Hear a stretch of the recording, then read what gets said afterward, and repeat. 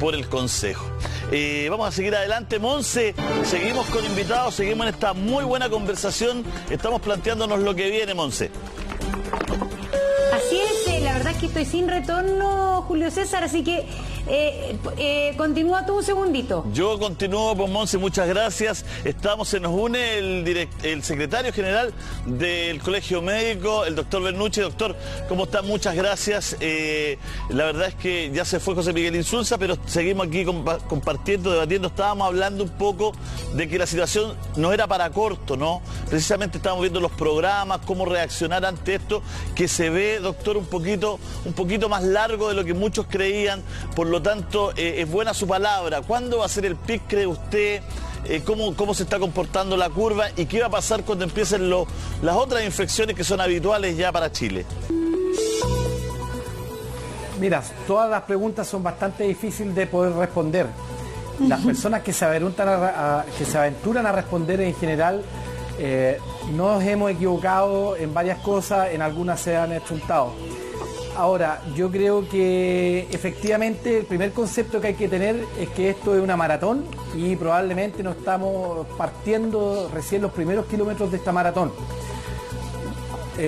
A veces los primeros kilómetros pueden ser los más importantes, pero el desgaste muchas veces, el cansancio, lleva a que la maratón sea mucho más dura. Así que en realidad yo creo que lo primero que tenemos que transmitir a la gente es que efectivamente esto va para largo. Probablemente no en las mismas condiciones que estamos ahora, probablemente no con las mismas medidas que estamos ahora, pero esto va para largo.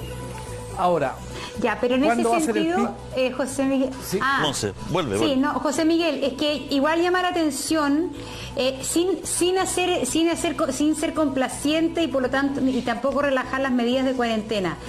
Pero de verdad, a 3 de abril, cuando hablamos de 3.700 casos, al parecer era el mejor escenario que podíamos tener y estamos en ese mejor escenario. El mismo ministro hizo unas proyecciones que nos hablaban de esta fecha con, la verdad es que mucho más contagiados. ¿Eso usted comparte que en el fondo estamos de alguna manera frente a una realidad mejor de la que pensábamos hace 2 semanas atrás? Sí, a ver, Monserrat, yo creo que hay que aplicar 2 cosas. Mira, quiero partir, digamos, la declaración que cualquier cosa de no estar de acuerdo con el ministro no significa ni atacarlo ni estar en contra del gobierno, ¿ya? Quiero ser súper claro contra eso, pero a veces la lectura de los números puede llevar a conclusiones erróneas, ¿ya? Porque justamente yo creo que en este mismo programa ayer y en algunos otros medios lo hemos dicho, que la mejor forma de decir estamos bien, estamos más o menos o estamos mal, no es con los números de contagiados totales. ¿Ya? Y es principalmente porque los números de contagiados totales pueden llevar a ciertos escenarios en los cuales la interpretación puede ser muy difícil. ¿A qué voy con esto? Los contagiados totales, ese número que nos están entregando todo día, se ve muy influenciado por otros aspectos. En las primeras 2 semanas se veía muy influenciado porque estábamos testeando poco. Partimos con 90 exámenes diarios, pasamos a 300 exámenes diarios, actualmente hoy día llegamos a un pic de 3.300 exámenes diarios y los últimos 2-3 días hemos estado testeando 2.000 exámenes diarios. Todavía muy poquito, pero podríamos subirlo sobre 5.000, pero eso es algo que es arreglable. Por lo tanto, eso está medianamente arreglado. El problema que tenemos ahora para interpretar eso es que tenemos una cola de exámenes que fueron tomados, pero no han sido procesados. Y cuando aumentamos la capacidad de procesamiento, aumenta la curva inmediatamente. Eso pasó ayer, por ejemplo, en Chillán, donde íbamos teniendo 30, 20 casos y de repente aumentamos a 80 casos, a 60 casos al tiro, y eso fue porque abrimos otra ventana para poder procesar casos más rápido. Por lo tanto, no aumentó los casos rápidamente. Que no haya aumentado los casos rápidamente no significa que hubo más contagiados ese día o que hubo más casos ese día, sino simplemente sacamos un poquitito el cuello de botella que estaba atrapado. Entonces, la interpretación de esos números es que probablemente los 3.000 y tantos casos que tenemos hoy día no están reflejando totalmente la realidad. Entonces, por eso cuesta decir, sería muy aventurado decir que estamos súper bien o súper igual o súper mal en base al mismo número. Es por eso que nosotros hemos postulado y otros expertos en el área han postulado de que hay otros datos en los cuales nos permite saber cuál es el verdadero escenario en que estamos. Y uno de esos datos es el requerimiento de ventilación mecánica referente a camas disponibles que tenemos, y otro es la tasa de letalidad en relación a 1.000.000 de habitantes para poder compararnos con otra realidad. No sé si queda tan claro por ese sentido. El número de contagiados totales no es un número que nos lleve a fiarnos referente a lo tan bien o tan mal que lo estamos haciendo. Sí, es importante el número de hospitalizados y crítico. Quería hablar el senador Monse. Senador Sandón. Sí, lo que pasa es que el doctor dice algo que es evidente, porque en el fondo, al final, lo importante es cuántos respiradores tenemos para atender a los que se pueden morir.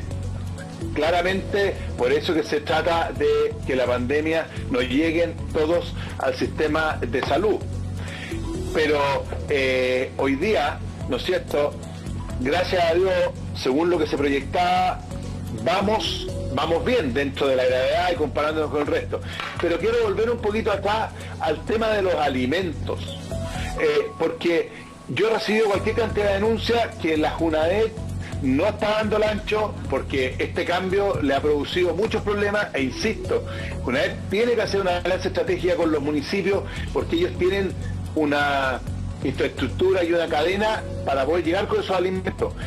También creo que es urgente que diseñen el gobierno con los municipios una caja de alimentos tipo para poder trabajar y usar las bases de datos de los municipios, porque si los municipios, sobre todo los sectores pobres o medianos, no se planifican, por ejemplo, en comprar balones de gas, cocinillas, ollas y utensilios para poder cocinar, porque vamos a terminar de todas maneras en ollas solidarias en ciertos sectores.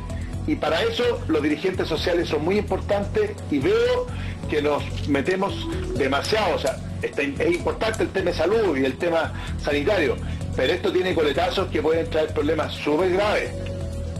Ahí está, muy senador. bien, senador Sandón. Simón, dale tú.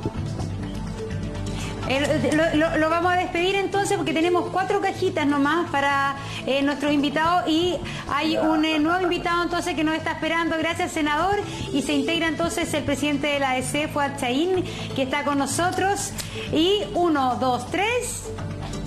Hola, ¿cómo estás, Montserrat? Hola, ¿cómo estás, Julio César? A ver, sí, es que estábamos hablando recién con el secretario del Colegio Médico respecto a que, si bien las cifras de contagiados podrían decirnos que estamos en un buen pie, lo que hay que mirar aquí es la cifra de hospitalizados, y que finalmente estas 1.229 camas críticas o respiradores son el número crítico, es donde ahí tenemos el talón de Aquiles, y es ahí donde finalmente no hay que crear una falsa tranquilidad también.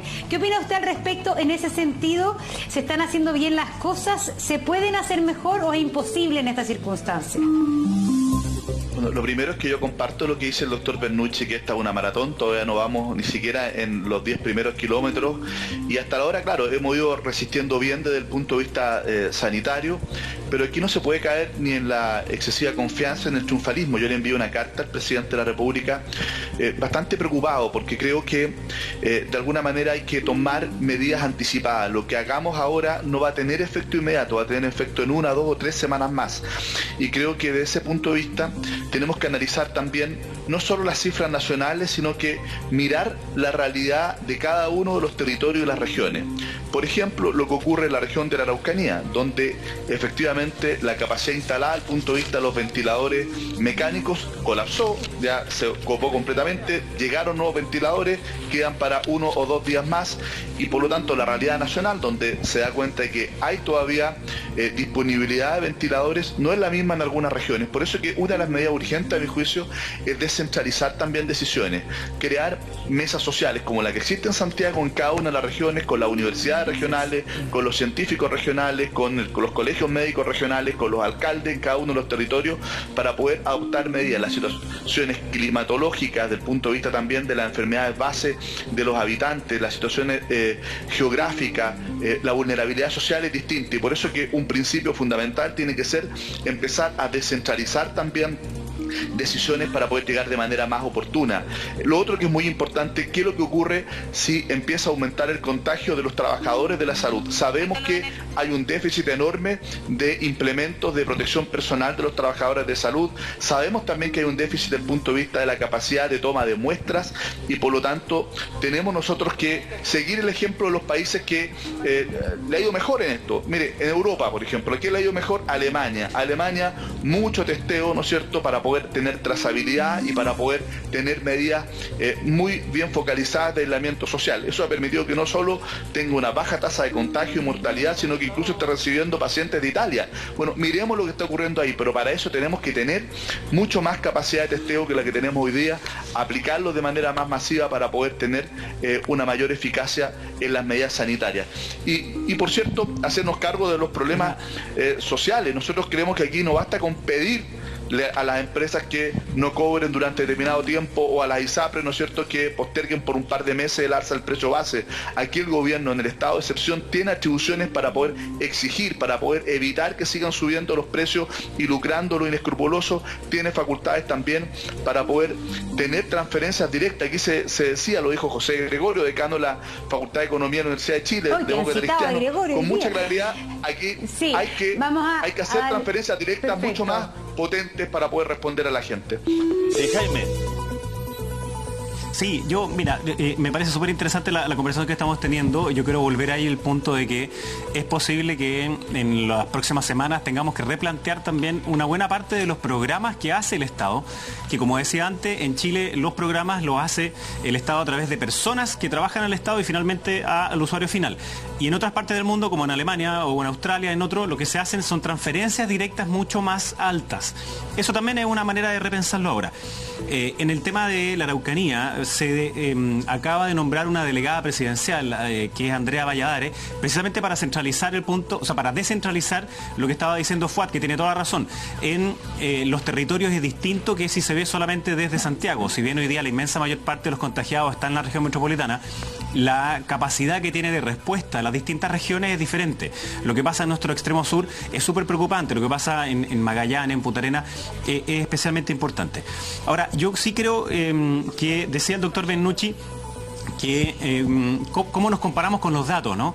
Lo que él menciona le ha ocurrido también a los otros países. Esta tardanza en poder empezar a medir, en poder hacer el PCR, los datos que nos muestran en que Chile tiene mucho más medición que los otros países de Latinoamérica, pero tenemos 22 fallecidos y por tanto obviamente que esta es una cuestión que es muy grave y nadie podría decir que esta es una cuestión triunfalista. Y en esa tasa de letalidad Chile también está por debajo de otros países, lo cual es una buena noticia, pero todavía sigue siendo, por supuesto, muy preocupante. Y la pregunta es cómo vamos a enfrentar simultáneamente la pandemia del COVID junto con la influenza, que esperamos que no sea tan fuerte. Entiendo, y aquí me puede ayudar el doctor, que ya se vacunaron más personas que antes. Sin embargo, esa vacunación no dura para siempre, sino que tiene también cierta duración máxima. Y solo para terminar, también va a haber un desafío de lo que significa la salud mental. Porque hay varios estudios que muestran que en época de cuarentena o lo que estamos viviendo hay un desafío gigantesco para la salud mental. Y solamente para terminar, lo que pasa con los hogares de ancianos. Hay algunos que son los más conocidos y que por supuesto hacen súper bien su trabajo, pero hay unos que son más informales. Y ahí yo pediría que haya especialmente una fiscalización, porque son adultos mayores que están muy vulnerables, que no solamente necesitan alimentación, sino que ahí se nos puede producir un problema grave en adelante. José Miguel, le pido solo un segundito, deme solo un segundo y ya vamos a volver con usted. Porque te queremos cuidar, a ti y a todos.